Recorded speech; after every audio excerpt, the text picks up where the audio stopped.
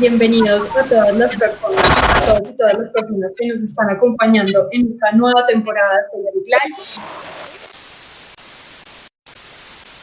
Nuestra invitada es la doctora Zulma Kunkuyua, epidemióloga e investigadora del Centro de Análisis Infecciones Globales del Imperial College de Londres. Ella estudió medicina en la Universidad Pedagógica y Tecnológica de Tumba, realizó posgrado en enfermedades tropicales en Brasil.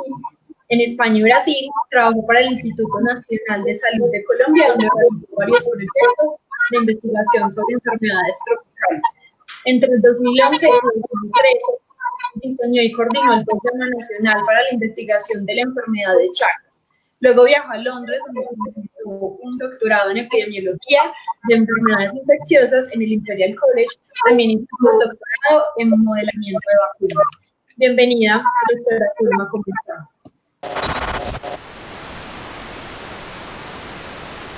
El 31 de diciembre de 2019 fue identificado un clúster de infección respiratoria de origen desconocido, que luego sería clasificado como SARS-CoV-2 causante de COVID-19.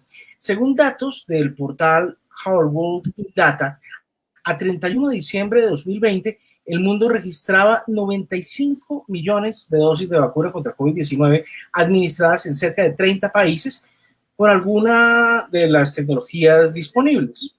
En un artículo escrito para El Espectador, la doctora Zulma Kunkuyua explicó que una vacuna busca entrenar al sistema inmune para que responda frente a un patógeno, virus, bacteria, parásito, etc., cuando se exponga naturalmente a este, de forma que logre prevenir la infección o generar una infección menos grave. En situaciones epidémicas hay al menos 4 razones que hoy en día permiten procesos más rápidos en vacunas. 1, tecnología. 2, diseños optimizados de ensayos clínicos mientras la transmisión es aún activa, aspectos regulatorios de revisión continua, recursos y financiación suficientes para que las plataformas de desarrollo y evaluación ocurran rápidamente.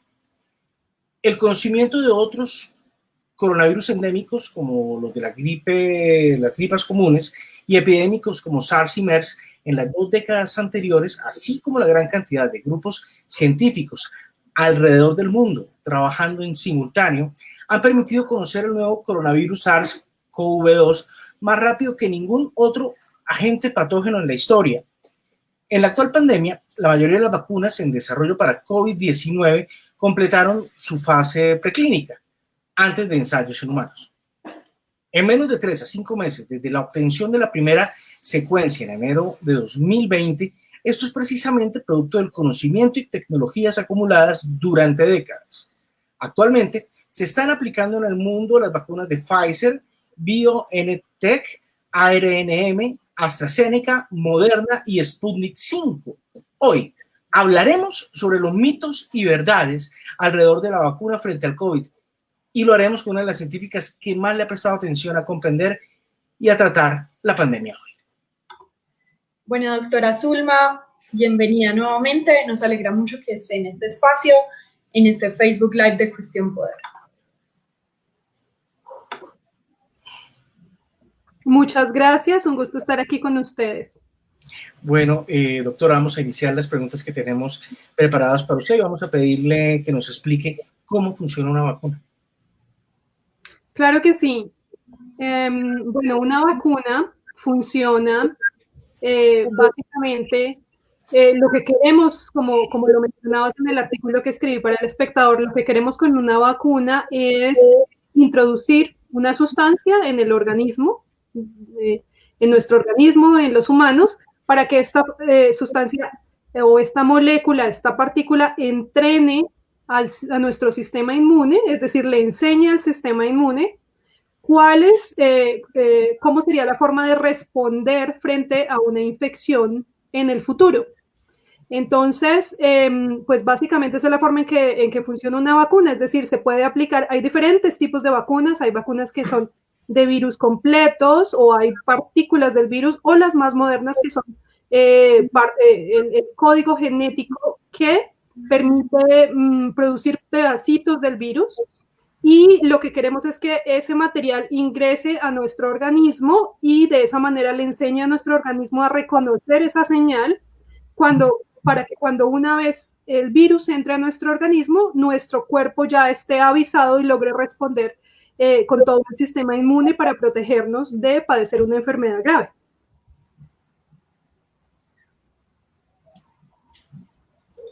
Doctora, en este caso de la vacuna frente al COVID-19, ¿cómo se desarrolló la vacuna? Es decir, ¿por qué fue tan posible desarrollarla en tan poco tiempo?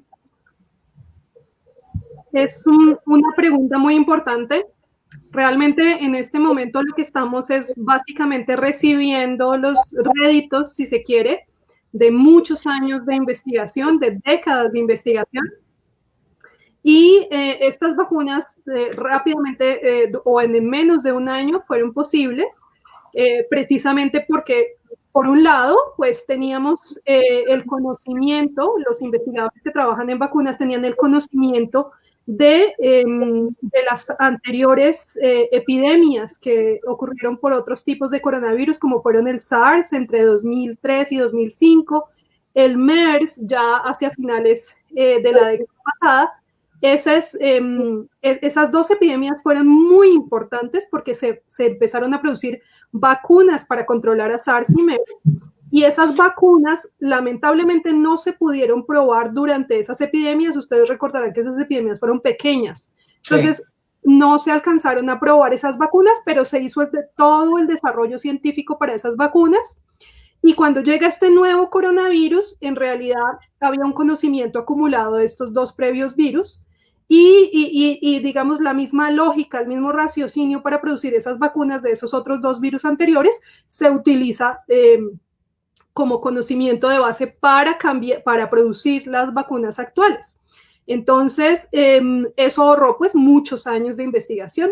Adicionalmente, ustedes recordarán que en enero del año pasado, hace exactamente un año, los investigadores en China liberaron lo que se llama la secuencia genética del virus, es decir, las letras que codifican para la producción, para el virus. Y al liberar esa secuencia fue muy importante porque con las herramientas tecnológicas que tenemos hoy en día, ya no es necesario, como se hacía hace 50 años, hace 40 años, que era necesario tener el virus, cultivar el virus, producirlo en laboratorio y aislarlo y desde ahí sacar las vacunas, sino que hoy en día simplemente con la secuencia genética ya se pueden empezar por biología computacional a diseñar cuáles serían, simular computacionalmente cuáles serían los sitios de esas secuencias que serían más importantes a atacar para que el virus pudiera ser controlado por el sistema inmune. Entonces, desde la primera liberación de las secuencias, ya muchos científicos del mundo empezaron a producir blancos, posibles combinaciones de esos blancos para las vacunas. Y ya para febrero ya había muchos investigadores en el mundo, tenían ya varios diseños de vacunas. Y bueno, ya después empiezan las fases de probar esos diseños en fases preclínicas, que eso ocurrió muy rápido también, producto igualmente de una experiencia enorme en laboratorio, en modelos animales experimentales inicialmente. Y una vez se superaron esas fases, que esto fue antes de mayo, para las primeras vacunas antes de mayo, del año pasado, es decir, de 2020, ya se habían superado las fases preclínicas y ahí se inician las fases clínicas, es decir, donde se empiezan a incluir humanos.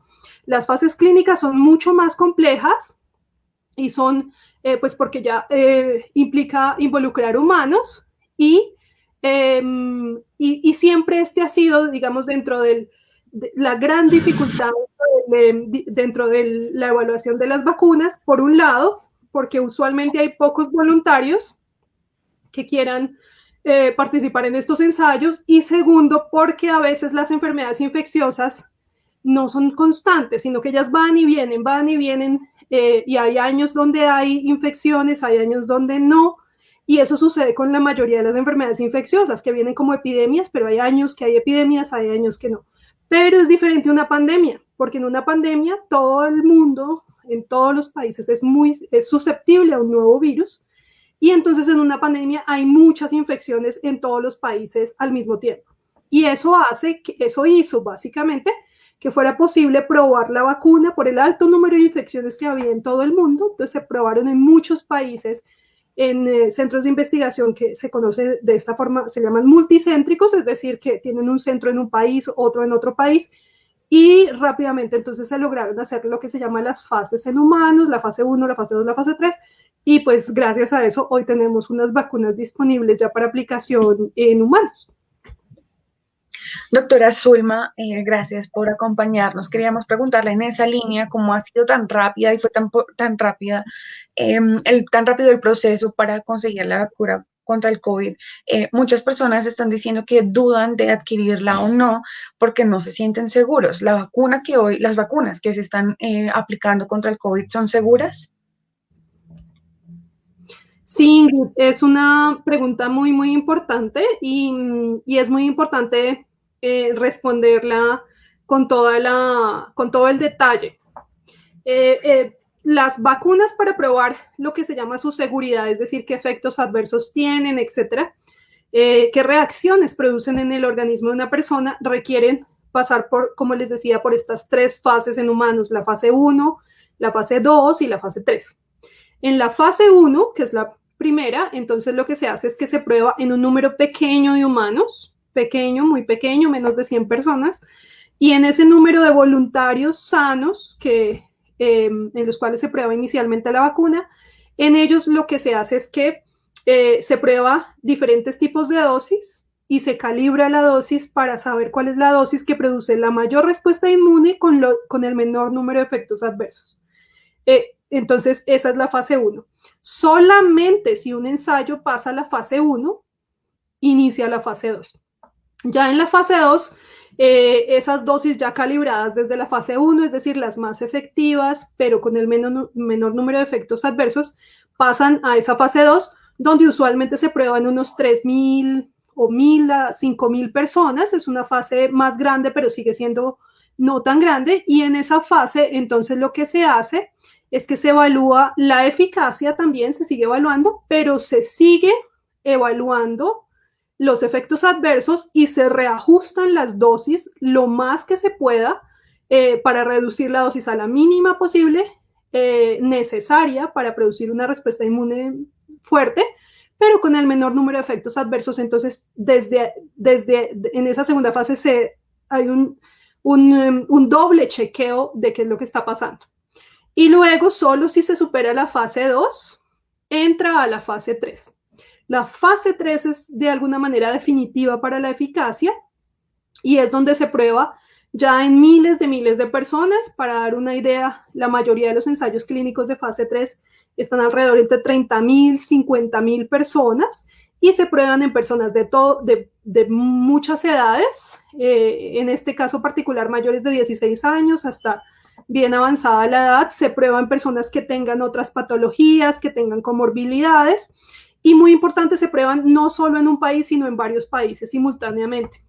Y ahí en esta fase, si en algún momento se llega a encontrar algún efecto adverso que sea muy importante, se suspende el ensayo, se suspende toda la aplicación de esas vacunas en todo el mundo durante ese ensayo clínico hasta que se aclare la razón por la cual se produjo esa reacción adversa grave, y solo hasta que se compruebe que la vacuna no tuvo nada que ver, el ensayo puede continuar hasta que llegue a su finalización.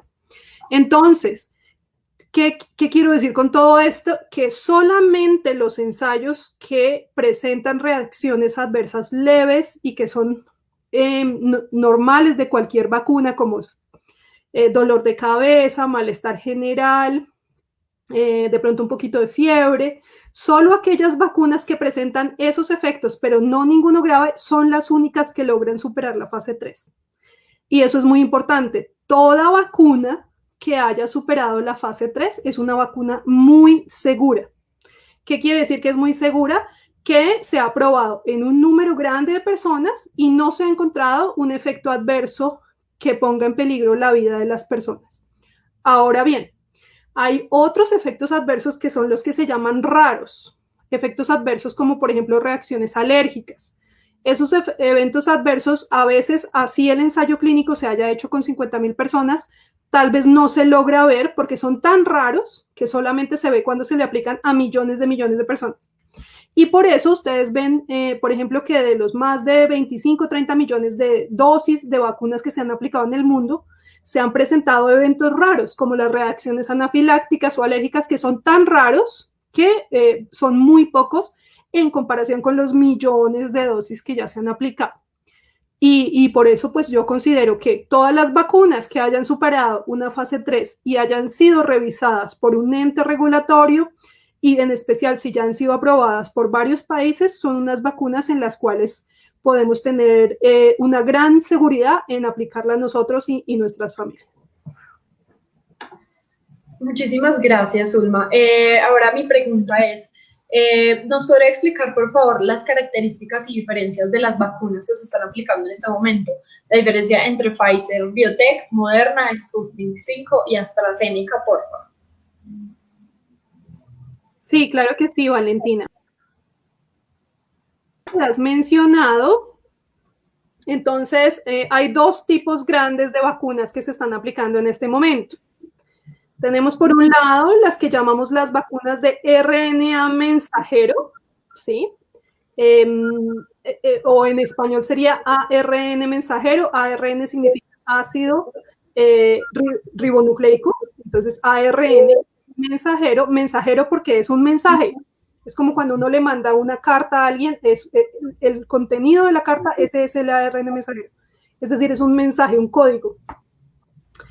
Entonces hay dos tipos de vacunas que son de ARN mensajero, que son las de Pfizer, BioNTech y la de Moderna. Y por otro lado, otro grupo grande de vacunas son las que se llaman de vector viral. Estas de vector viral consisten en que también llevan un mensaje, pero el mensaje lo lleva otro virus distinto al coronavirus, usualmente un adenovirus que ha sido modificado para que no produzca ninguna enfermedad en humanos. Pero entonces ese adenovirus es inocuo, es decir, no produce ninguna enfermedad en humanos, pero él se encarga de entrar el mensaje a nuestro organismo y a eso es lo que se le llama vector. Es un vector porque es como un transportador del mensaje. Y en esa categoría están las vacunas que conocemos con el nombre de AstraZeneca u Oxford, que es la misma, y la de Sputnik, que es la vacuna de Gamaleya, es decir, la vacuna rusa. Esas son como dos grandes categorías de vacunas, pero no son las únicas. Hay otras, como son las que se llaman más tradicionales, donde no hay mensaje ni mensajero ni vector, sino que es el virus completo, pero digamos un virus completo que lo han manipulado, coronavirus manipulado para que esté inactivo y no produzca enfermedad, pero sin embargo sí induzca respuesta inmune. Y ese tipo de vacunas se llaman de virus vivos inactivados, que son más tradicionales, y hay varios en varios países que también se están probando esas vacunas, y es uno de los tipos de vacunas que está ofreciendo, por ejemplo, China, como la vacuna de Sinovac o la de Sinopharm. Entonces, más o menos como que en esas tres categorías están la mayoría de vacunas por ahora disponibles. Doctora, es, digamos, una obligación de nosotros insistir y machacar con el tema de los mitos. Y queremos hacerle unas preguntas a usted con respecto como a los mitos más comunes que hemos detectado. El primero, ¿puede la vacuna alterar nuestro ADN? La respuesta es no. No hay ninguna manera, ninguna posibilidad de que estas vacunas puedan alterar el ADN humano, porque son vacunas que contienen no ADN, sino ARN. Es decir, no contienen... es decir, cuando ingresan a nuestra célula, ustedes recordarán de sus clases de biología que recibieron hace algunos años, que tenemos, nuestra célula tiene un citoplasma y dentro tiene un núcleo, ¿verdad? Y en el núcleo es donde está nuestro ADN, es decir, nuestro DNA, el código que nos permite pues producir todo lo que es nuestro organismo, nuestra piel, nuestros ojos, nuestro cuerpo entero. Y ese ADN está protegido dentro del núcleo. Entonces, lo que hacen estas vacunas, que son vacunas de RNA, es que ese mensaje que llega a nuestra célula nunca entra al núcleo, sino que se queda por fuera del núcleo y lo que hace es que codifica un mensaje que se vuelve una proteína, y esa proteína entonces va a ser una proteína que es muy similar a una proteína que tiene el virus. Y es esa la manera como se produce la respuesta inmune. Pero no, definitivamente estas vacunas no tienen ninguna posibilidad de entrar al núcleo ni de interactuar con nuestro ADN humano. Tanto en el caso de las de carga viral como las de RNA. No sé cuáles son esas, es decir, tanto en el caso de las de ARN mensajero como las de vector viral, ARN. como las de virus inactivados, mucho menos. Entonces, no. Por ahora no tenemos en el mercado ninguna vacuna que logre interactuar para este virus, que logre interactuar con nuestro ADN. Doctora, otra de las preguntas que puede ser un mito y que necesitamos aclarar en este Facebook Live es: si ya he tenido COVID-19, ¿me debo vacunar? José, hay varias cosas a considerar. La primera es que existe un riesgo de que uno se pueda reinfectar, pero ese riesgo por ahora es raro. Ocurre en algunas personas, pero es algo raro. Y va a seguir siendo raro por un buen tiempo. No sabemos si después de pronto de un año o de más tiempo empieza a ser común la reinfección. Pero por ahora, digamos, hay un consenso científico de que la reinfección es rara. Es decir, usualmente la mayoría de personas después de que se infectaron, la mayoría, y en el corto plazo, antes de un año, la reinfección es bastante rara. Eso no significa entonces que no nos debamos seguir protegiendo usando tapabocas, la distancia, etcétera, porque pues puede ser uno de los raros que eventualmente se reinfecta. Ahora bien, cuando estamos hablando de vacunación, estamos hablando de un escenario donde hay que aplicar unas reglas que obedecen a la disponibilidad y a las posibilidades que tiene un país para lograr el máximo beneficio sobre su sociedad. Y entonces, en esta situación en la que estamos, no solo Colombia, sino el resto del mundo, estamos en una situación en la cual quisiéramos tener más vacunas, pero en realidad el número de vacunas que tenemos es muy poco en comparación con nuestra gran población. Y al estar en esas circunstancias, al tener poquitas dosis y una gran cantidad de población, entonces hay que priorizar en el tiempo para que las primeras dosis lleguen a la población que se va a beneficiar más y que va a beneficiar en general más a la sociedad. Entonces, de esa manera, el gobierno, el Ministerio de Salud de Colombia ha determinado que aquellas personas en quienes ya se documentó una infección, por lo menos durante la primera fase y las primeras etapas de la vacunación, no van a recibir la vacuna para privilegiar, digamos, de alguna manera a aquellos que potencialmente tienen más riesgo porque no se han infectado. Ahora bien, más adelante, dependiendo de la disponibilidad y dependiendo de cómo avance el conocimiento sobre de qué tan probable es la reinfección, entonces, pues esa decisión puede cambiar, pero en el corto plazo, digamos, para hacer optimización de las pocas dosis que hay, entonces la decisión del gobierno ha sido priorizar personas que aún no se ha documentado que se han infectado, y a mí me parece que es una buena decisión. Doctora Zulma, el tercero de los mitos es: si ya me vacuné, entonces yo ya no puedo transmitir el virus si me llega a dar. Sí, Ingrid, es una muy buena pregunta también.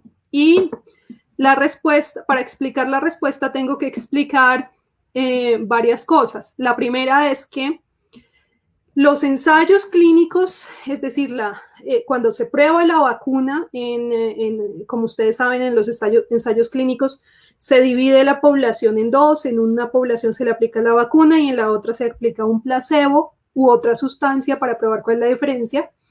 Entonces, los ensayos clínicos de la información científica que tenemos hasta el momento nos dice, está muy bien documentada que estas vacunas tienen una eficacia muy, muy alta, la mayoría de estas vacunas prácticamente por encima del 90%, para prevenir la enfermedad, la hospitalización y pues potencialmente el agravamiento y la muerte. Pero la información que tenemos por ahora de estas vacunas es que aún no tenemos, digamos, no ha pasado el tiempo suficiente para que tengamos la información de qué tanto estas vacunas logran prevenir la infección o logran prevenir la transmisión. ¿Qué significa esto? Que si yo recibo una vacuna, yo puedo tener más de un 90% de certeza que esa vacuna me va a proteger de que yo requiera hospitalización y me agrave fuertemente, pero no tengo todavía garantía por ahora, porque el conocimiento no se ha producido al respecto, no tengo garantía de que yo voy a dejar de transmitir. Eso básicamente. Y por lo tanto, la recomendación es que todas las personas, así se hayan vacunado, deben seguir utilizando el tapabocas, distancia, lavado de manos, la ventilación en los hogares. Esas estrategias siguen siendo fundamentales aun si la persona se ha vacunado. Bueno, a las personas que están llegando en este momento a nuestro Face, les decimos que estamos con la doctora Zulma Cucunúa. Las preguntas que están haciendo, que ya tenemos muy buenas preguntas, vamos a formularlas hacia el final de esta sesión. Doctor, usted mencionó como signos de alerta el tema de las posibles alergias. Yo quiero preguntarle si existe algún otro efecto secundario por el cual la gente debería alarmarse, pues en la eventualidad de que llegara a sucederle. Sí, hay una cosa muy importante y es que algunas personas que tienen un antecedente de haber sido alérgica a medicamentos o a ciertas sustancias, estas personas deben informar que han tenido esa alergia antes, en el pasado, e informarlo para que entonces se le haga una evaluación antes de que se le aplique la vacuna. ¿Por qué? Porque son reacciones muy raras las reacciones alérgicas a la vacuna, pero esa es una reacción que hay que vigilar. Esa es la única que, digamos, hemos por ahora en el conocimiento que tenemos hasta la fecha, es la única reacción realmente importante y es muy importante que las personas le notifiquen al personal de salud y a sus médicos que son alérgicos a ciertas sustancias para que se evalúe esa condición antes de que se aplique la vacuna. Doctora, un tema clave también en este tema es qué población debería abstenerse de aplicarse la vacuna. Es decir, estamos hablando de mujeres gestantes, en neonatos, algunas personas que hayan tenido alguna enfermedad. ¿Hay algún tipo de recomendación en este tipo de poblaciones, por ejemplo? Bueno, hay un tipo de población hay varios tipos de población, digamos, en donde todavía no tenemos mucha información. La primera y principal es los niños. Las vacunas, hasta ahora se están empezando algunos ensayos clínicos con niños y esa es la principal razón por la cual, digamos, en ningún país por ahora está recomendada ninguna de estas vacunas en niños. No es porque sea mala para los niños, sino es porque los estudios aún en los niños no se han realizado. Doctora, le interrumpo un poco. ¿Niños es qué rango de edad? Menores de 16 años. Menores de 16, correcto. Sí. Hay algunas vacunas que se han probado en mayores de 16 y otras en mayores de 18, pero digamos, básicamente en menores de 16 no existe por ahora información a esta fecha. Puede que en un mes ya tengamos información, pero hoy en día, a esta fecha, no tenemos información de cómo funcionan las vacunas en niños y por lo tanto ningún país básicamente está recomendando vacunar a los niños. Esa es una población. Hay otra población donde tampoco se han ensayado las vacunas, que son las mujeres embarazadas. Sin embargo, también hay algunos ensayos que están empezando a hacerse en mujeres embarazadas. Entonces, en el caso de las mujeres embarazadas, de todas maneras, hay cierta información, digamos, de la que ya se tiene. Es una decisión muy importante y cada mujer embarazada debe consultarlo con su médico, porque a veces hay mujeres embarazadas que pueden tener comorbilidades, ¿sí? Y comorbilidad es una de las razones de priorización de la vacunación. Entonces, cada caso tiene que ser analizado muy específicamente. Por ahora, Colombia aún no ha sacado guías específicas para embarazo. Algunos países, el CDC ya empezó a sacar algunas guías, pero es una población que todavía, digamos, no hay un consenso específico. Y por ahora, digamos, en el plan de vacunación inicial en Colombia todavía no es una población que se vea por ahora, digamos, en esa priorización, precisamente porque hace falta información, pero yo sí espero que en los próximos semanas o meses de pronto pueda haber algo más específico para esa población. Y eso sería en principio las poblaciones que son importantes, pero todavía no tenemos información. Doctora Zulma, nosotros ya hemos hablado un poco de los efectos secundarios, digamos, inmediatos que adquiere una persona, ya sea alérgicos, cuando recibe la vacuna. ¿Podríamos hablar un poco de qué efectos secundarios podríamos esperar de la vacuna a mediano o largo plazo, por ejemplo, hablando de 5 o 10 años en el futuro? Sí, Ingrid, pues digamos, la mayoría de las vacunas de las que hemos usado durante décadas, pues efectos adversos a largo plazo son muy raros o prácticamente no se han descrito. Es decir, ustedes recordarán que hubo en los años 90 y a comienzos de este siglo algunas indicaciones de que ciertas vacunas podrían tener un efecto en autismo y otras cosas, pero esas ideas de que las vacunas producían estos efectos han sido desmentidas completamente, y tan así que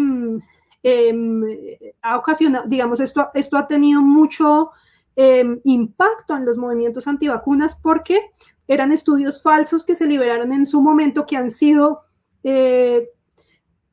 probado que estaban erróneos una y otra vez, y sigue siendo una cosa que se repite mucho en los movimientos antivacunas.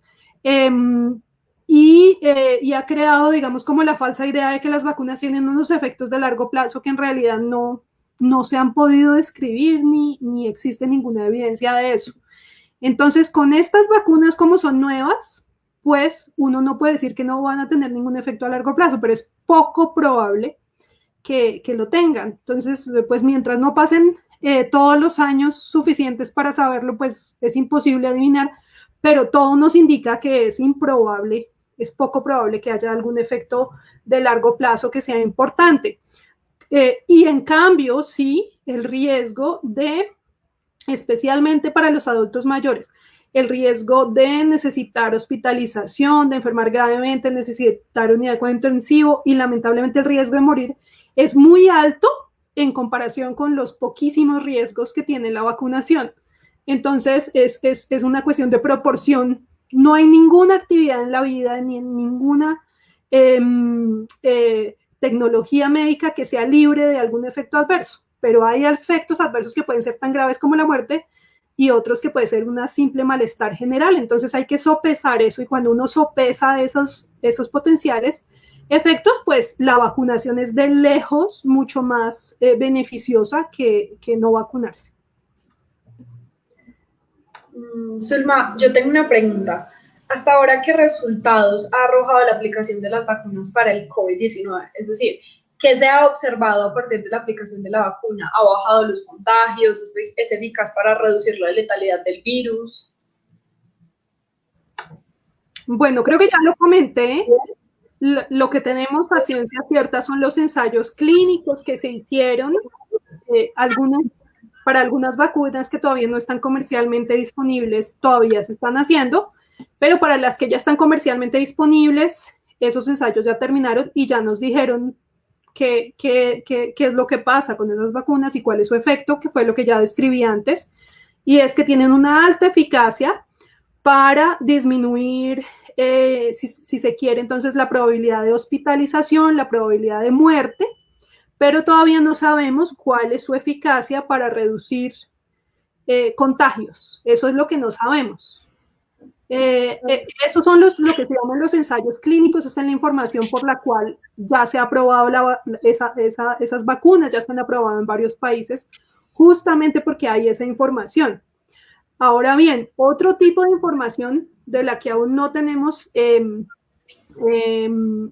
todavía no ha pasado el tiempo suficiente, que todavía esa información no está disponible, es no de ensayos clínicos, sino de aplicación en países en la vida real.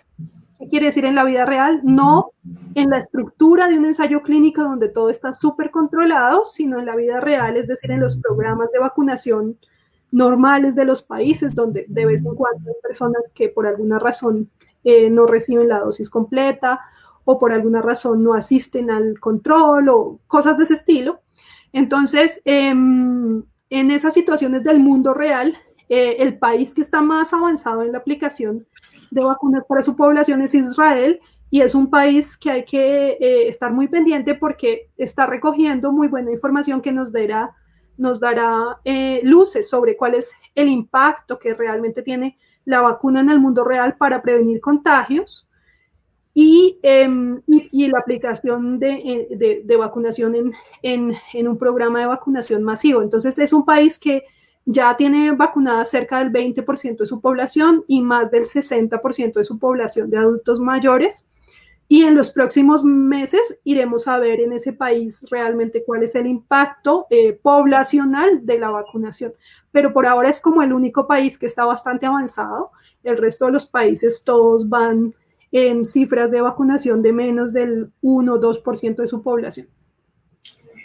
Doctor, a propósito, ¿puede usted aclarar un poco en esos países donde hay altas cifras de vacunación, cómo están las cifras de contagios y de muertes por el COVID? Sí, como les decía, eso no es un efecto inmediato. Sí. Y como les digo, pues Israel es el único país que tiene una proporción muy importante de su población ya vacunada. ¿Qué significa un porcentaje importante? Es decir, que ya lleva al menos el 25%, el 20% de su población, pero recuerden ustedes que las cifras que se estiman para lograr un impacto grande en una caída sustancial y permanente y de alguna manera larga en el tiempo de control de la pandemia, se estima que se debe vacunar a menos al 70% de la población. Entonces, el país más avanzado va en 20%. Entonces, es poco probable, es decir, apenas empieza la vacunación, no vamos a ver ningún efecto poblacional. Eso tiene que pasar varios meses. Y pues si el país más avanzado lleva 20% y ya vacunaron al 60% de su población mayor de 60 años, es probable que de pronto en los siguientes próximos 2 meses o algo así vamos a empezar a ver algún efecto, pero es el único país que por ahora tiene esas proporciones altas de que ha alcanzado coberturas de vacunación importantes. El resto de los países, como les digo, la proporción que se ha alcanzado a vacunar hasta la fecha es muy baja, y entonces, pues, cuando la proporción de vacunados es muy baja, no vamos a ver ningún efecto importante. Hay que vacunar a una gran proporción de la población para realmente ver efecto poblacional. Doctora, creo que hoy o ayer se dio la noticia de que la vacuna de Pfizer-BioNTech podría servir para la nueva cepa que se descubrió, habría tenido origen en el Reino Unido. Le quiero preguntar sobre eso, estas nuevas cepas que están surgiendo alrededor del mundo y la relación con las vacunas. ¿Hay que desarrollar nuevas vacunas? ¿Las que hay podrán servir? ¿Cómo podemos hablar de este tema? Es una pregunta muy, muy importante. Cuando salen estas nuevas variantes del virus, tal vez tengo que explicar de qué se trata este tema. Digamos, el primer virus, el primer coronavirus SARS-CoV-2 que se identificó es como si fuera, hagamos de cuenta, como si fuera nuestro tatarabuelo, como si fuera el primer humano. Y entonces, ese primer virus empezó a tener descendencia, ¿sí? Descendientes de él, generaciones. Y cada nueva generación, entonces, en una nueva generación, esos hijos, esos nietos, esos bisnietos, van a ser un poquito diferentes al abuelo, ¿sí? Entonces van a tener de pronto los ojos un poquito más grandes, o van a tener el pelo distinto, o van a tener la voz distinta. Alguna característica que los hace diferente a su ancestro original. Pero esas características son poquitas, cambian sí un poquito, pero no es tan distinto del original. Y cada cambio con una nueva generación es lo que conocemos con el nombre de mutaciones. Y eso es normal, porque si no, entonces todos los humanos seríamos iguales y todos los virus serían iguales, y eso no es así. Cada generación va siendo un poquito diferente a su ancestro original. Entonces, estas mutaciones se venían dando desde el comienzo de la pandemia, muy normales, pero a finales del año pasado se empezó a encontrar en algunos países como el Reino Unido, también en Sudáfrica y también en Brasil, unas generaciones que diferían de forma importante del ancestro. Es decir, que ya estaban empezando a ser un poquito distintas al ancestro original. Y entonces a esas 3 variantes por ahora que se han encontrado se les llaman variantes de importancia epidemiológica. ¿Por qué se les llama así? Porque podrían, todavía no está totalmente comprobado, pero algunos estudios preliminares indican que estas variantes tendrían la capacidad de o infectar más rápido, es decir, producir muchas más infecciones más rápido, o algunas encontrar un escape del sistema inmune y por lo tanto de pronto tener más posibilidades de reinfección. Repito, esto es algo que es hipotético y que se ha probado en laboratorio y que parece que tiene un indicio de que eso puede ocurrir, pero no está 100% comprobado. Esas 3 variantes, sin embargo, entonces han llamado la atención en todo el mundo y ustedes vieron el impacto, pues se cerraron aeropuertos, viajes entre estos países, etcétera. Y algunos estudios en laboratorio han encontrado que algunas de estas variantes podrían tal vez escapar las vacunas, pero otros estudios en cambio han encontrado que el sistema inmune responde muy bien. Entonces, el tema es que cuando hay este tipo de estudios no es como que la inmunidad se pierda totalmente o se conserve totalmente, sino que hay un espectro, puede que se pierda un poquitico y el efecto puede que ni siquiera se note.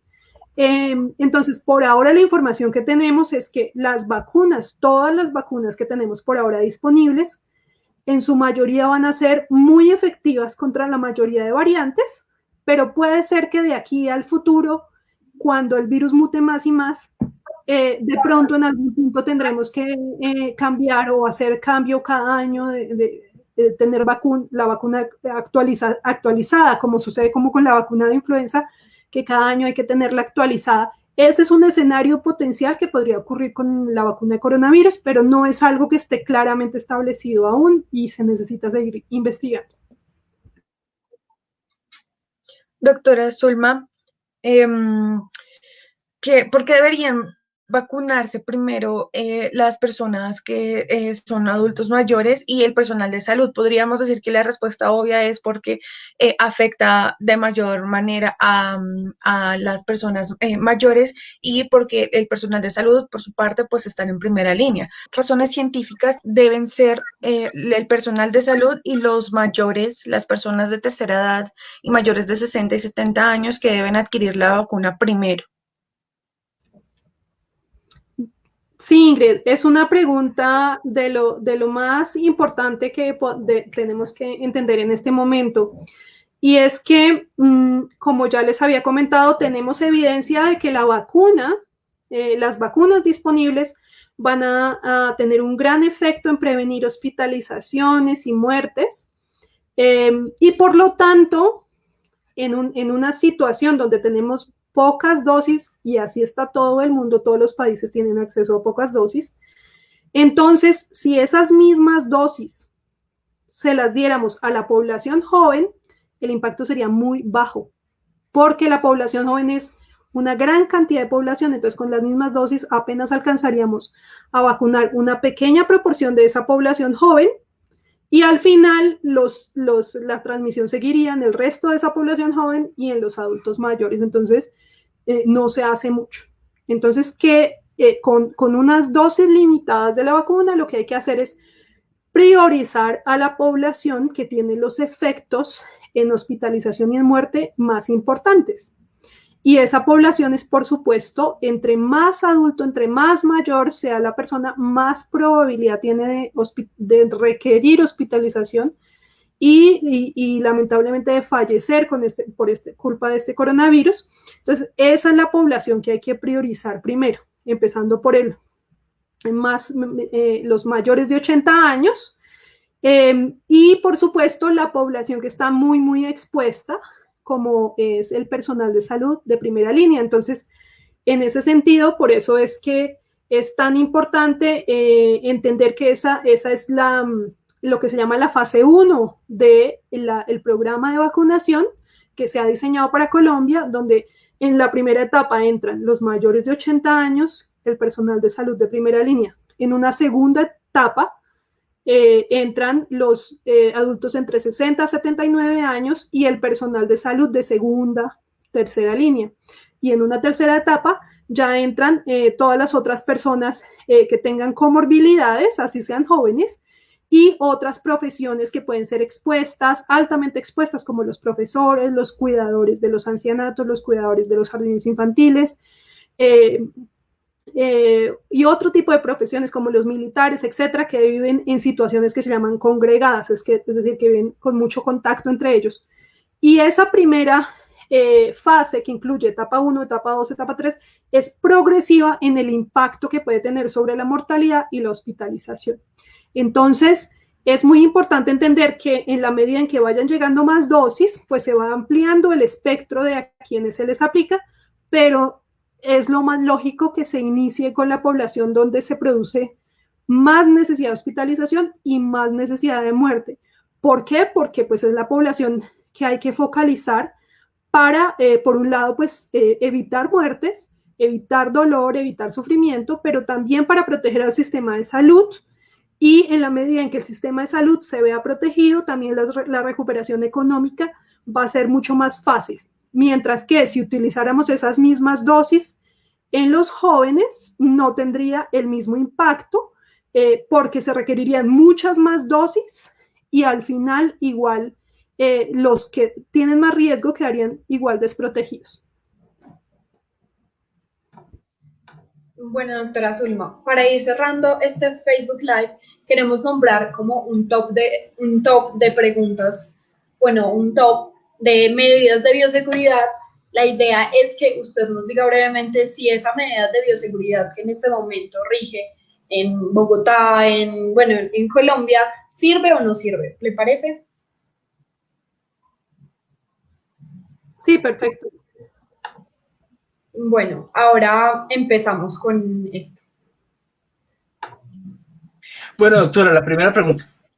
¿Tomar la temperatura en la mano a la entrada de los comercios sirve o no sirve? Bueno, lamentablemente sirve muy poco y la razón es porque estos aparatos usualmente no están calibrados para medir la temperatura y usualmente pues la mano no es un sitio donde normalmente pues se mediría la temperatura, tendría que ser más en una zona más central, la mano es un lugar muy periférico y la temperatura, digamos, en un sitio frío, pues la mano va a estar fría, etcétera. Entonces, no es el sitio ideal para tomar la temperatura y creo que es una medida que en realidad yo entiendo que al comienzo de la pandemia habían mucha información contradictoria y mucha falta de evidencia sobre qué servía y qué no, y eso quedó incluido en los protocolos, pero yo creo que ya en este momento tenemos el conocimiento suficiente para saber que esa medida en realidad, si sirviera, sirve muy poco y yo sería partidaria de sacarla de las medidas. Doctora, la siguiente pregunta, ¿los tapetes a las entradas de los locales comerciales sirven o no para una medida de bioseguridad frente al COVID? No sirven de absolutamente nada. No sirve, no tiene ningún sentido porque en realidad lo que a uno le importa es las superficies con las cuales las manos entran en contacto. Esas superficies son los celulares, las barandas, y que uno toca con la mano y eventualmente se lleva las manos a los ojos, pero nadie está tocándose las suelas de los zapatos ni poniéndose las suelas de los zapatos en la cara. Entonces, no tiene sentido. Y adicionalmente, si uno utilizara esa medida para desinfectar zapatos, tendría que utilizar una enorme cantidad de desinfectante. O sea, eso realmente es una medida que sirve para absolutamente para nada. ¿Y qué hay del uso de guantes? También esa medida no sirve. El uso de guantes es muy importante en los ambientes hospitalarios o en los ambientes que tienen manipulación de ciertas superficies y atención al público probablemente, pero en general en los ciudadanos no es una medida relevante porque el virus, digamos, no va a entrar por la piel, ni siquiera si uno tiene, digamos, lesiones en la piel y que pudiera entrar, no. Hay virus que sí tienen eso, bacterias, etcétera, pero este coronavirus no tiene ninguna entrada por la piel, sino que la entrada es respiratoria. Entonces, mientras si uno manipula cualquier superficie y luego se lava las manos, el lavado de manos sí que es importante. Yo he visto mucha gente desafortunadamente usando guantes para coger superficies y después con la mano con el guante se lo pasan por los ojos, por la nariz, entonces no tiene ningún sentido. No, los guantes hay que dejarlos para el personal en salud, para ciertas poblaciones que de pronto manejan mucho público, etcétera, pero para el ciudadano común y corriente los guantes no, en cambio el lavado de manos sí. Zulma, ¿los toques de queda sirven o no sirven? Bueno, el tema de las restricciones tipo toques de queda, tipo pico y placa, tipo, ¿qué más hay? Bueno, otras restricciones de... Ley seca, por ejemplo. ¿Cuál? Ley seca. Ley seca, bueno, todas esas medidas, digamos, eso es un conjunto de medidas que puede variar su eficacia en diferentes contextos. ¿Cuál es el punto realmente importante? El punto importante es que en los sistemas de salud, ningún sistema de salud, ni en Colombia ni en ninguna otra parte del mundo, puede lidiar, ningún sistema de salud puede lidiar con el contagio que ocurriría si todos mantuviéramos el mismo número y nivel de contactos que teníamos antes de la pandemia. ¿Sí? Entonces, el compromiso, más allá, digamos, de esas restricciones, el compromiso de todos los ciudadanos es que el número de contactos lo debemos disminuir hasta que esta pandemia esté bajo control. Y a veces sucede que es muy difícil de manejar ese número de contactos poblacionalmente y entonces empiezan a tomarse estas medidas un poco para imponer a la fuerza que la gente se contacte menos. Entonces algunas personas dicen, no, es el colmo el pico y cédula porque entonces yo no puedo ir con mi vecino los dos a hacer mercado. Claro, ese es el punto, que no vaya con su vecino. El punto es que no vaya con nadie más. El punto es que reduzca los contactos. Y por supuesto, lo que quisiéramos en un mundo ideal y que yo sería partidaria que así fuera, es que todos los ciudadanos entendiéramos que debemos reducir el número de contactos. Lamentablemente a veces ese mensaje no llega suficientemente y entonces se deben optar por estas medidas restrictivas del movimiento para drásticamente disminuir el número de contactos. Doctora, ¿y las medidas que sí sirven? Es decir, ¿qué es lo que entonces sí tenemos que hacer para prevenir el contagio de COVID-19? ¿Qué es lo que sí sirve? Bueno, entonces, lo que sí sirve es usar bien el tapabocas. Eso es lo primero, ¿sí? Toda vez que esté afuera de mi casa, es decir, toda vez que yo esté por fuera del círculo con el que convivo, debo usar mi tapabocas y debo usarlo bien sellado arriba, abajo, por todos los bordes. Eso es esa es una medida fundamental. Ese es uno. Dos, si tengo interacciones con personas fuera de mi hogar, debo hacerlas primordialmente al aire libre. Y debemos privilegiar el aire libre por encima de los espacios cerrados.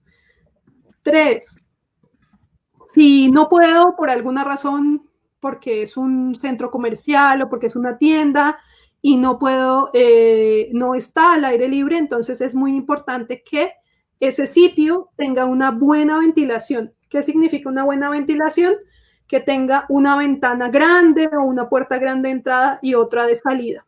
Cada vez que yo, por la razón que sea, tenga que reunirme con personas que no son las personas con las que convivo, debo tener la mascarilla, es decir, el tapabocas, la distancia y la ventilación o el aire libre.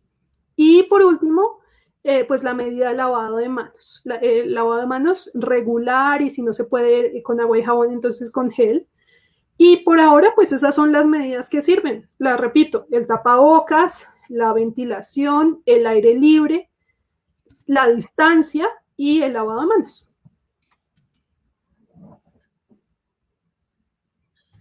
Doctora Zulma, queríamos hacerle una pregunta que nos surgió desde el grupo, más como hacia lo humano, porque hablando, llegó el tema de que se nos hace muy raro ver en series de televisión o en películas a personas que no utilizan tapabocas, porque ya estamos muy acostumbrados a salir a la calle si salimos y utilizar el tapabocas. Queríamos preguntarle qué siente usted cuando ve en televisión alguna serie o algo así que donde la gente no está utilizando tapabocas.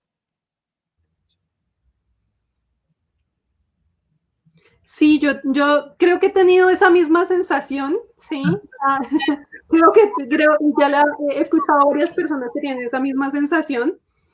Y es eso precisamente, ¿no? Cuando uno ve una película y ve a la gente actuando en su vida normal, antes de la pandemia, uno empieza a sentirse raro. Yo ayer, o el fin de, no, hace unos días veía una película donde llegaba un hijo y abrazaba a su abuelita y yo pensaba, uy, hace tanto que esas cosas no son normales verlas, ¿no? Entonces, sí, yo creo que todos tenemos como añoranza de, de volver pues a los abrazos y al contacto más cercano con nuestros familiares, nuestros amigos, incluso con desconocidos, que somos así, digamos, en la cultura latinoamericana siempre muy amorosos, muy de tocar a los demás y de estar en contacto estrecho.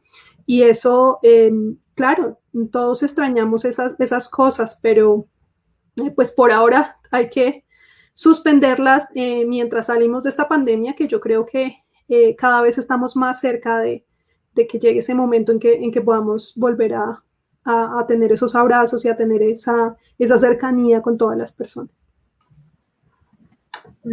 Bueno, doctora, antes de pasar con la última pregunta y seguir con las preguntas del público, le quería preguntar, ¿cuándo cree que volveremos a precisamente eso, volver a los abrazos, a las caminatas al aire libre, a salir sin tapabocas? ¿Volveremos? Sí, yo creo que definitivamente sí volveremos a eso. ¿Cuándo? Pues es un poco incierto. Falta ver qué pasa durante los siguientes meses y en este resto del año cómo avanza la situación.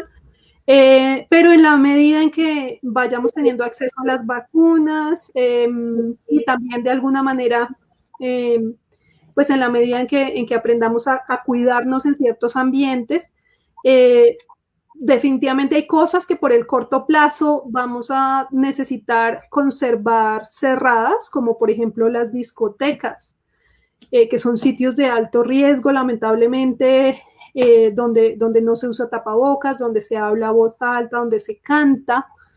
Esos sitios y donde pues cuando se usa el consumo de alcohol pues también trae consigo pues que a uno se le olvida utilizar las medidas de bioseguridad. Entonces, esos espacios yo sí creo que durante la mayor parte del resto del año van a necesitar estar proscritos, todavía no podemos acceder a ellos, pero sin embargo sí hay cosas de la antigua normalidad que debemos recuperar rápidamente y yo creo que la primordial y más importante es retornar a los jardines infantiles, los colegios de primaria, secundaria y universidad en ese orden, sobre todo los más pequeños que retornen rápidamente. Esa es una parte muy importante de nuestra normalidad. Y puede que para que se abran los colegios tengamos que sacrificar, los adultos tenemos que sacrificar los contactos y los abrazos para reducir el contagio.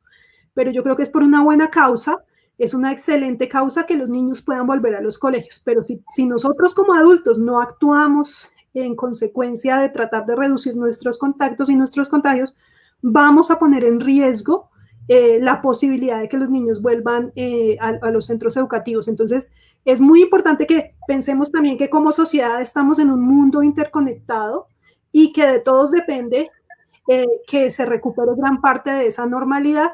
Y para mí la más importante de esa normalidad es que vuelva el sistema educativo. Recuerden que ya llevamos casi un año los niños sin acceso a la educación Y es muy importante que todos como adultos entendamos que de todos nosotros depende que los niños puedan volver a esa normalidad.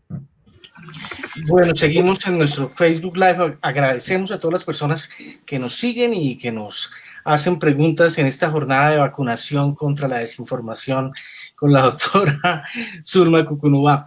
Nos pregunta, doctora María José, ¿cuál es el tiempo que da inmunidad la vacuna? Todavía no lo sabemos. Por ahora, digamos, en lo que se ha evaluado en los ensayos clínicos, por lo menos son unos 4 o 5 meses, pero eso hace parte de lo que tenemos que seguir evaluando.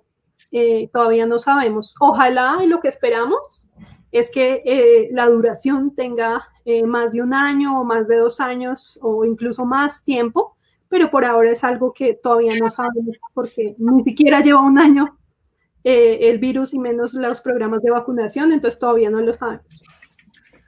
Doctora, nos pregunta Hermes José Silva, que le agradecemos su compañía, y a todas las personas que nos han preguntado, y él tiene esta siguiente inquietud, de que cómo se evalúa la eficacia de la vacuna. Primero, ¿se expone el vacunado al contagio o cómo se hace para saber si es eficaz? Y segundo, si usted nos podía hablar del porcentaje de las vacunas que pasaron la tercera fase o que están en tercera fase, porque usted si bien nos decía ahorita que se están aplicando 4 o 5, pero que hay muchos en ensayos. Primero, la eficacia de la vacuna, y segundo, ¿cuántas vacunas pasaron la tercera fase? Sí, ¿cómo se mide la eficacia de las vacunas? En realidad no es que se le, digamos, no es que se le inyecte el virus o no es que se le induzca la infección a las personas, no, sino en una fase 3 se debe hacer el ensayo clínico de las vacunas, la evaluación, en un sitio donde haya mucha transmisión, ¿sí? Como por ejemplo se hizo con varias de las vacunas, como todos los países del mundo han tenido mucha transmisión, o la inmensa mayoría han tenido mucha transmisión, en realidad en muchos países se han hecho las vacunas porque se necesita, se han hecho los ensayos de vacunas porque se necesita que haya alta transmisión. ¿Por qué se necesita eso? Porque el ensayo de vacunas se hace de la siguiente manera. Se selecciona, por decir, estas 50,000 personas y se hace un sorteo entre ellas y a la mitad se le aplica la vacuna y a la otra mitad se le aplica lo que se conoce como un placebo, es decir, no tiene la vacuna, pero tiene alguna sustancia para que la persona no sepa que se le aplicó, el médico tampoco sabe que le aplica, y eso es lo que se llama como un ensayo doble o triple ciego, es decir, nadie sabe que se le aplicó sino hasta cuando se acabe todo el ensayo. Entonces, algunas personas van a recibir la vacuna, otras personas no, y simplemente se deja que las personas sigan con su vida, pero como la infección está tan prevalente en ese sitio donde se está probando la vacuna, en ese país, en esa ciudad, entonces, pasados ciertos días, semanas o meses, se van evaluando en cuántas infecciones nuevas se van reportando, y luego se analiza al final del ensayo, se acaba el ensayo y se compara, ahí sí ya se revisa quién la recibió, quién no la recibió, y se compara cuál es la proporción de infecciones entre el grupo que sí fue vacunado versus el grupo que no fue vacunado. Y es ahí cuando tenemos estos números que son muy importantes, cuando nos dicen de todos los 50,000 vacunados, todos los 50,000 que estaban en el ensayo, 25,000 recibieron la vacuna, 25,000 recibieron el placebo, y entre todos esos 50,000 se produjeron 200 o 300 o 400 infecciones, y de esas, el 95% se produjeron en el grupo de los que recibieron placebo y solo 5% en el grupo de los que recibieron la verdadera vacuna. Y así es que determinamos cuál es la eficacia de las vacunas. Entonces, es un ensayo que se hace de forma, digamos, natural. No es que se le introduzca el virus a nadie, sino que se aprovecha que hay mucha transmisión para hacer el ensayo en un sitio donde se pueda hacer. Así es que se hacen los ensayos. Okay. Doctora Zulma, María José también nos pregunta cuántas dosis de vacuna se necesitan Y pregunta si con una sola dosis es necesario o si se necesita vacunarse más de una vez o con cuánta frecuencia para protegerse del virus. Bueno, depende del tipo de vacuna. La mayoría de las vacunas de las que tenemos por ahora conocimiento y que están disponibles son aquellas vacunas que requieren 2 dosis separadas por 3 a 4 semanas, aunque cada vez hay más información de que pueden separarse un poquito más. Pero básicamente las vacunas que vienen de 2 dosis, pues hay que aplicar las 2 dosis para producir la eficacia que se evalúa en el ensayo clínico. Y ahí pues entran varias vacunas como la de Pfizer, la de Moderna, la de AstraZeneca, la Sputnik, todas ellas, incluyendo también algunas de las chinas como la Sinovac, todas ellas necesitan 2 dosis. Sin embargo, hay otras vacunas que van a necesitar, de acuerdo a la información que tenemos hoy en día, solo 1 dosis, y una de esas es una de las que está en el plan de vacunación de las que va a adquirir Colombia, que es la vacuna de Janssen, que esa requerirá solo 1 dosis. Entonces, no es que, o sea, depende de cada ensayo clínico cómo se evalúa esa vacuna y cuál es la recomendación del fabricante. Si la recomendación es de 2 dosis, pues hay que seguir ese esquema. Si es de 1, pues hay que seguir ese esquema. Y en la medida en que de pronto más adelante vamos a tener más estudios que puedan determinar si esas dosis son necesarias que sean 2, o de pronto se puede bajar a 1, o de pronto hay que aumentar una siguiente. Eso es algo que solo mediante estudios científicos más adelante podrá determinarse, pero por ahora pues hay que seguir las recomendaciones del ensayo clínico original.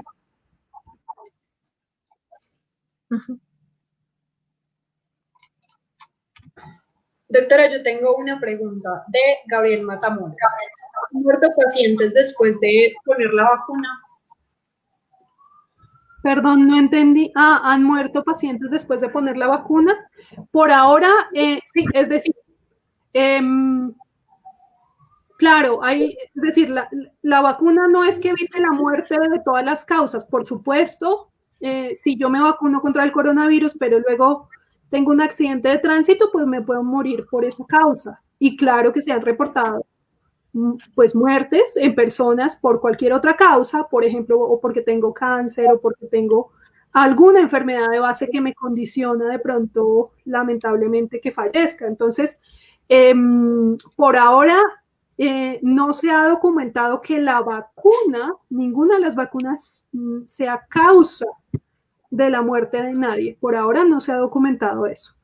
Pero por supuesto que han muerto personas que ya se habían aplicado la vacuna por muchas causas. Mueren de muchas razones. Y pues así pasa. Es decir, que uno se vacune contra sarampión no quiere decir que uno no muera de pronto de hipertensión, ¿sí? Es decir, no, eso siempre pasa con todas las intervenciones. No es que la vacuna lo proteja a uno de morir de cualquier causa. Y pues la vida sigue y uno puede morir de cualquier cosa.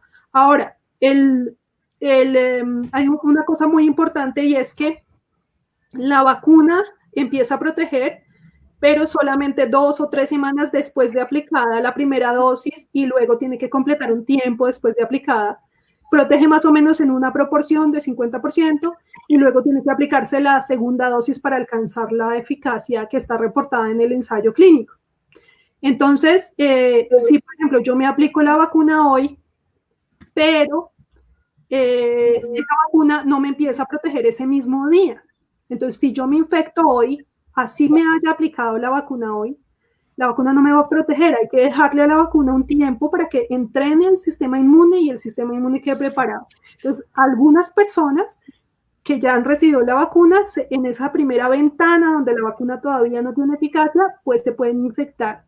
Y por supuesto, pues tiene todos los riesgos de necesitar hospitalización y lamentablemente de fallecer también.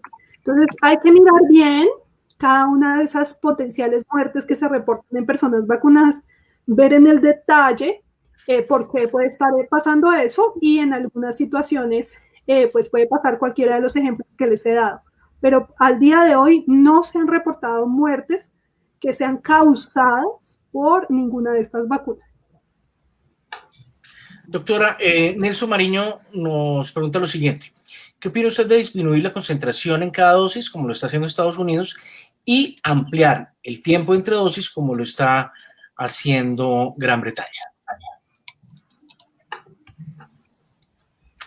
Bueno, Nelson, la verdad es que desconozco por completo que algún país haya optado por disminuir la cantidad de una dosis. Sí, algunos países han optado por, beneficiar con una única dosis a más población comparado con menos población con 2 dosis, pero no significa que no vaya a haber la segunda dosis para esa población, sino que no la van a hacer a las 3 o 4 semanas, sino que la van a hacer muchas más semanas más adelante, con el fin de con la primera dosis cubrir un grupo de población mucho más grande. Esa es una de las, esa estrategia la ha usado específicamente el Reino Unido. Sin embargo, pues hay unos pros y contras de esa estrategia.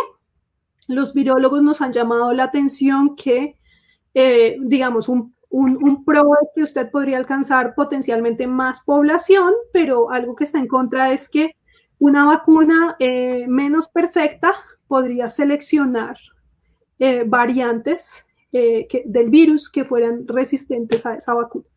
Que eso es, por ejemplo, lo que pasa cuando se utilizan, es decir, es un fenómeno que está muy bien descrito también con el uso de antibióticos, etcétera. Cuando se usan esquemas de antibióticos que el médico le recomienda a uno 7 días del antibiótico y uno piensa al segundo día que ya está bien, entonces suspende y empieza a generar este tipo de resistencias bacterianas, etcétera. Entonces es un fenómeno muy similar a lo que podría ocurrir si no se administran las dosis completas como viene determinado por el fabricante. Entonces pues es una visión donde hay, digamos, científicos que consideran que sí es una buena idea, hay otros que consideran que no. Por lo que yo tengo entendido, en el plan de vacunación de Colombia se ha determinado seguir las indicaciones del fabricante y es aplicar las 2 dosis completas. Yo creo que es una muy buena decisión, porque no sabemos realmente cuáles van a ser los efectos de solo aplicar una. Entonces, si el fabricante dice que son 2, yo estoy de acuerdo en que sean 2, porque así es como ha sido aprobado por las agencias regulatorias, etcétera. Y si en esos ensayos originales, si el fabricante dice que es una, entonces pues sería una y no 2. Son las 6:16 en Colombia. Les agradecemos a todas las personas que nos han acompañado. Se nos acabó el tiempo por hoy. No olviden nuestras investigaciones sobre los vínculos del ex procurador Fernando Carrillo y su hermano con protagonistas del caso de Brecht y el megaproyecto de La Loma, en Barranquilla, que involucra al Clan Char y a la nueva procuradora Margarita Cabello, donde las encuentran en nuestras redes sociales, @cuestionp en Twitter y en Facebook Cuestión Pública, así como en Instagram como @Cuestión Pública. Es la invitación que les hacemos, Iván. Los invitamos y las invitamos a que sigan a la doctora Zulma Cucunúa en su cuenta de Twitter, @ZulmaCucunúa. Doctora Zulma, de nuevo muchas gracias por acompañarnos. No, un placer, un gusto estar aquí con ustedes esta tarde y espero que haya sido de utilidad esta conversación para ustedes y la gente que nos está escuchando. Nos vemos el próximo jueves a las 5 p.m. en una nueva emisión del Facebook Live de Cuestión Pública. Hasta luego.